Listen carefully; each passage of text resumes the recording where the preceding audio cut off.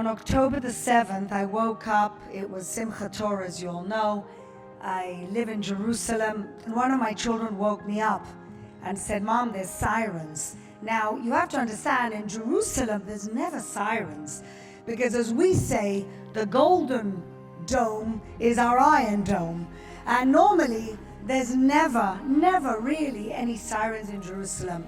There were 5 sirens in a row, and at that point I knew that something terrible had happened. Never in a million years could we even imagine that the horrors that were going on would go on in our sovereign country on that day. It's traumatic. We're still in trauma. We're a country in trauma. Not only that, I knew at that moment when the BBC started calling me, I started doing interviews from that first day. I knew from that moment that the world would give us at most 48 hours of empathy.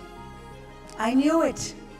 And they didn't even give us that, because on October the 8th and October the 9th, already there were disruptions of protesters in vigils for the dead that weren't even cold in their graves. The resilience of the people of Israel, the fact that from the first hours of this horrible tragedy, people were already organizing. In Jerusalem, we took in 50,000 evacuees from the north and the south.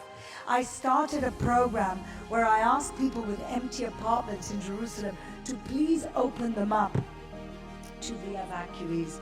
And I was lucky enough to have an empty apartment, unlucky enough to lose my mother a year ago, and she had an apartment in Jerusalem, and I said, in her memory, I'm going to open this apartment for evacuees.